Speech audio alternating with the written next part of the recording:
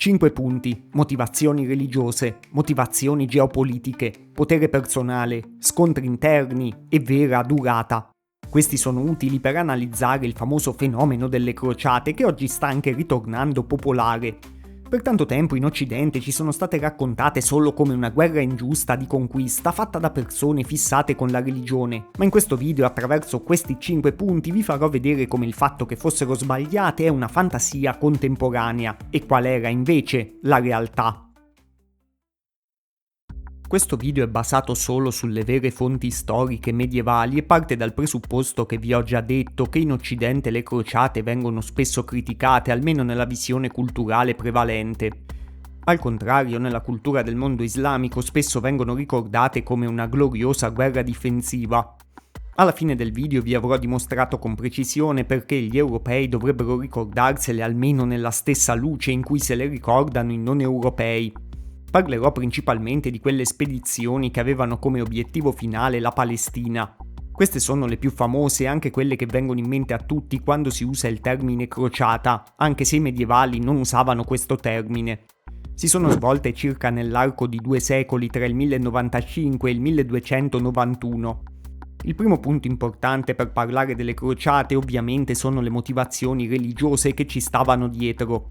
Nel Medioevo sia il cristianesimo sia l'Islam proponevano all'occorrenza una giustificazione per la guerra. Nell'Islam difendersi da un aggressore è consentito, in più lo stesso Maometto è un guerriero e un conquistatore. Quindi fin dalle prime conquiste islamiche queste sono state considerate giustificabili anche da un punto di vista religioso. Nel cristianesimo pure alcuni teologi di primo piano che sono considerati anche dei santi parlano di una guerra giusta. La prima formulazione è di Agostino d'Ippona. Lui dice che a volte per i buoni la guerra è una necessità quando è guidata dalla provvidenza divina e quando serve per raggiungere l'ordine. E in particolare è giusta contro gli infedeli, i pagani e gli eretici. Tommaso d'Aquino più o meno è dello stesso parere, anche se comunque nel Medioevo per i cristiani uccidere in guerra poi richiedeva un periodo di penitenza. Bernardo di Chiaravalle invece aveva inventato l'idea del malicidio per sostenere che chi uccide un infedele in guerra non commette peccato. E aveva pensato al malicidio proprio per giustificare l'esistenza e le azioni dei Templari che parteciperanno alle crociate. In quel momento era nata la figura del Miles Christi, il soldato di Cristo, non più e non solo in senso metaforico ma nel senso militare della definizione. Poi le crociate erano anche inserite nel modo di pensare cristiano perché erano considerate una forma di pellegrinaggio, di protezione dei pellegrini che andavano verso Gerusalemme. Dopo vedremo che diverse persone partecipavano alle crociate anche per fare conquiste, ma ce n'erano anche tantissime altre che erano mosse veramente dalla fede sia tra i cristiani sia tra gli islamici. Infatti ci sono stati anche molti crociati che si sono impoveriti per finanziare queste spedizioni, quindi non basterebbe per spiegarle solo una motivazione di conquista o di vantaggio economico. Guardando strettamente alle due religioni, in realtà sono state anche una battaglia tra due religioni mediorientali e non tra una religione europea e una orientale, che anzi è una delle più grandi fantasie che durano fino ad oggi. Infatti, per quanto ancora sentite spesso da tante parti che il cristianesimo è la religione fondativa dell'Europa, in realtà non lo è per niente, questo è un costrutto che si è sedimentato nel tempo. Gli europei avevano delle religioni completamente diverse prima del cristianesimo e avevano costruito civiltà grandissime già molto prima del cristianesimo. E queste religioni, che poi i cristiani chiameranno in modo offensivo pagane, in realtà erano quelle derivate dai proto-indoeuropei e sono quelle che potremmo considerare veramente autoctone dell'Europa. Il cristianesimo invece è senza dubbio una religione non europea, è una religione mediorientale, esattamente come l'Islam. Anzi, l'Islam stesso nasce proprio come una rielaborazione, un superamento del cristianesimo. Per tutte e due le religioni per questo è importante anche Gerusalemme, che era sia l'obiettivo dei crociati perché era il luogo della passione e della resurrezione di Cristo, ma per i musulmani era pure la terza città santa dell'Islam dopo la Mecca e Medina. Quindi sul piano delle motivazioni religiose i crociati e gli islamici erano sullo stesso livello, infatti tutte e due le fazioni supportavano la guerra per motivi religiosi. Il secondo punto sono le motivazioni geopolitiche. L'Islam si era espanso dall'Arabia fino alla penisola iberica. Era ormai arrivato anche in Sicilia, non lontano dalla capitale dell'Occidente cristiano, cioè Roma. La percezione occidentale nel Medioevo era anche che territori storicamente cristiani fossero stati progressivamente incorporati nel mondo islamico. La crociata è stata quindi interpretata come una riconquista dai cristiani, non come una conquista ex novo. Nel 1071 i turchi selgiukidi avevano sconfitto l'impero bizantino a Manzicerta e poi avevano conquistato anche grandi zone dell'Anatolia. C'era il rischio concreto che i turchi potessero conquistare quindi l'impero bizantino e poi dilagare verso l'Europa. Questo ha spinto l'imperatore bizantino Alessio I Comneno a chiedere aiuto al Papa. Nonostante ci fossero delle grandi divergenze tra la Chiesa di Costantinopoli e quella di Roma, gli serviva in quel momento un supporto militare. E questa è una delle cause scatenanti della prima crociata. Quindi gli europei avevano dei motivi validi per sentirsi sotto attacco e a rischio di conquista. Allo stesso tempo, per molti europei le crociate erano un modo per controllare dei nuovi territori e anche per risolvere una carenza interna di risorse. Spingendo i cavalieri ad andare in Oriente si ridirezionava la loro violenza e la loro voglia di conquista fuori dai territori europei. Sull'altro fronte, cioè quello musulmano, invece, quando gli eserciti crociati sono arrivati in Siria e in Palestina, quelle regioni erano governate da dinastie musulmane da circa 4 secoli. Per i governanti locali e per gran parte della popolazione musulmana, i crociati erano solo degli invasori stranieri provenienti dall'Europa occidentale. E quindi la difesa di quei territori appariva pienamente legittima. Molti governanti musulmani poi combatterono i crociati non solo per motivi religiosi, ma per ragioni strategiche. Volevano proteggere delle rotte commerciali, evitare la perdita di città fortificate e mantenere pure il controllo fiscale sulle regioni costiere. Quindi sia gli islamici avevano effettivamente l'obiettivo di conquistare l'Europa in origine, sia i cristiani avevano l'obiettivo di conquistare dei luoghi in Oriente. Quindi tutte e due le fazioni avevano mire espansionistiche, eppure qui sono sullo stesso livello, ognuna dal suo punto di vista. Prima di proseguire ricordo a tutti quelli che seguono il manga Berserk la grande notizia che tra un paio di giorni arriverà il nuovo capitolo che stiamo aspettando da mesi e come sempre lo analizzerò qui sul canale.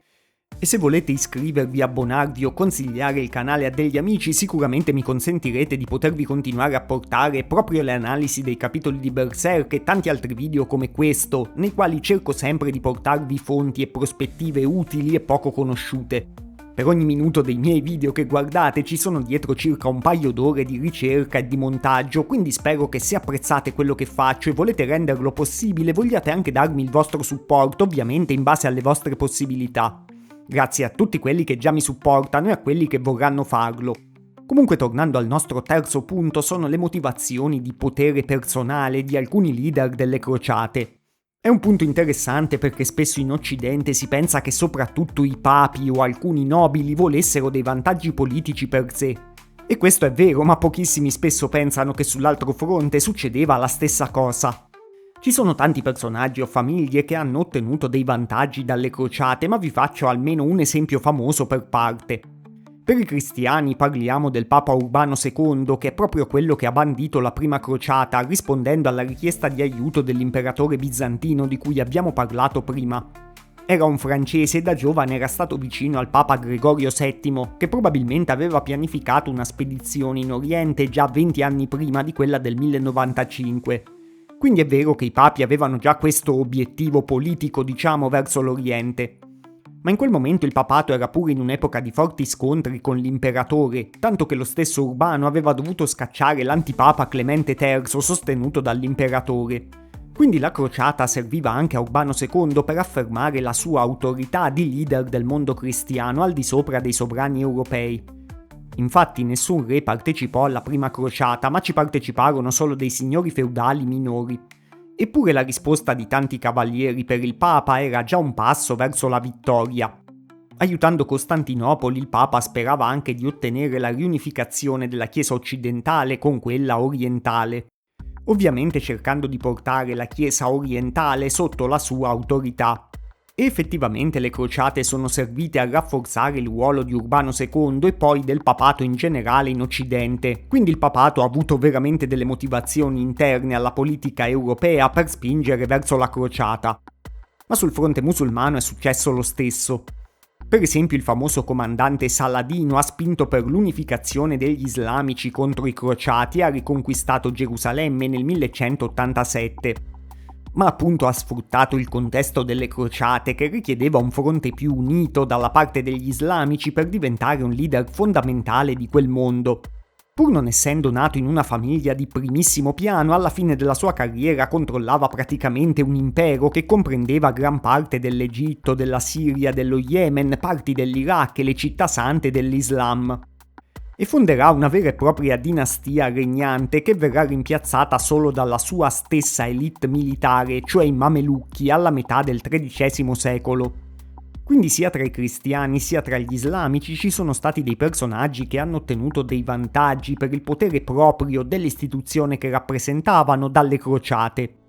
E spesso questi leader che unificavano le intenzioni di molti erano eccezionali e avevano successo anche perché il punto 4 è proprio che i due fronti non erano compatti come li immagineremmo oggi, ma avevano tantissimi conflitti interni.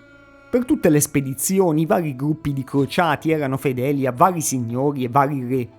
Lo stesso impero bizantino, poi, che aveva chiesto aiuto all'inizio, pian piano si era pentito.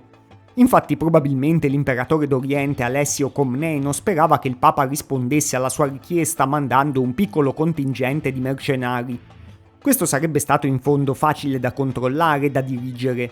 Invece poi si è visto arrivare un grossissimo numero di cavalieri che provenivano da varie parti d'Europa.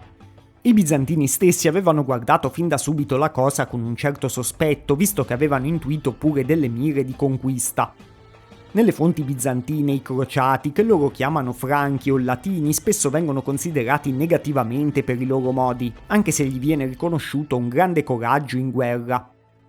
Nella quarta crociata gli eserciti crociati hanno finito per attaccare addirittura delle città cristiane come Zara e la stessa Costantinopoli, che era proprio il baluardo della cristianità in Oriente, quindi i timori dei bizantini non erano del tutto infondati.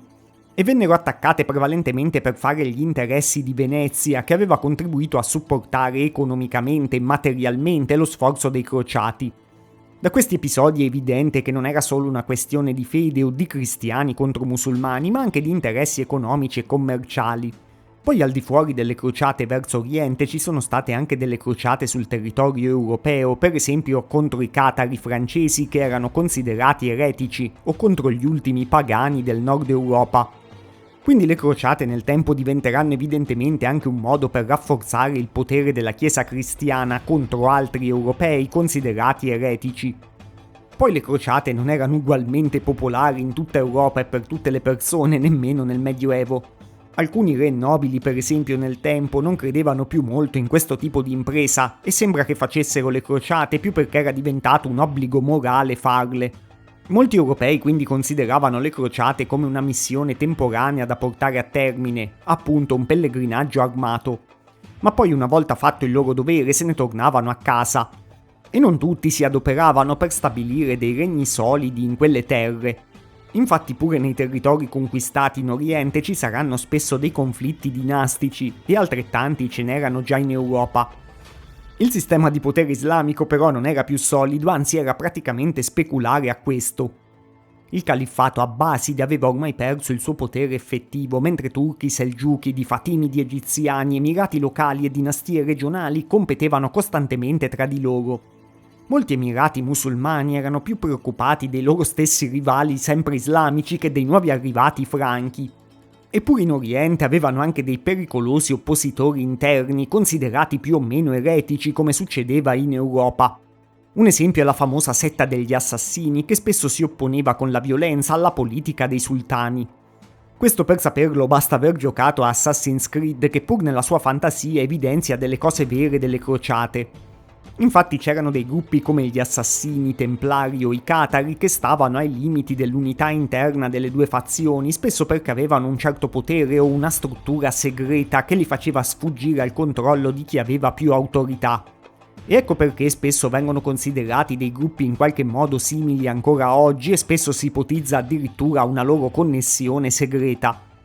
In diversi casi si formarono addirittura delle alleanze temporanee tra musulmani e crociati contro altri musulmani, oppure tra bizantini e musulmani contro altri cristiani.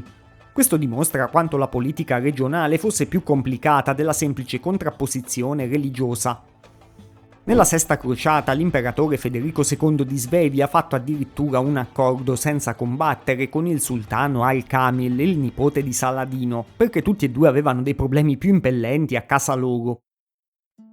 Come ultimo punto oggi consideriamo le crociate concluse con la caduta di Acri e di fatto vinte dai musulmani che hanno ricacciato gli eserciti europei. Ma in realtà nessuno nel passato le considerava così e da tutte e due le parti pensavano che lo scontro stesse sempre continuando. E in effetti continuerà veramente per secoli. I turchi per esempio conquisteranno Costantinopoli nel 1453 e la renderanno una città islamica fino a oggi. Gli europei porteranno avanti la reconquista della penisola iberica e ancora nel XVI secolo formeranno la Lega Santa che respingerà gli ottomani a Lepanto. Gli ottomani stessi conquisteranno diverse parti dell'Europa e arriveranno a assediare Vienna ancora nel 1683 in un episodio storicamente molto famoso. Tutte e due le fazioni quindi hanno continuato le loro mire di conquista seguendo le sorti di vari imperi in espansione. Quindi la conclusione è che le due forze sono state storicamente equivalenti e non ha nessun senso dire che le crociate erano sbagliate o dare un giudizio morale su questa storia. Però purtroppo oggi alcuni documentari o libri divulgativi occidentali enfatizzano l'intolleranza religiosa o degli aspetti imperiali e coloniali solo della parte europea come aspetti moralmente negativi. Nel discorso pubblico occidentale in generale contemporaneo è ormai abbastanza comune trovare una valutazione morale negativa delle crociate. Tanto che anche in italiano oggi il termine crociata ha un'accezione negativa o ironicamente denigratoria. Al contrario, nel discorso pubblico attuale del mondo islamico i crociati sono gli aggressori e la controffensiva musulmana è vista come liberazione.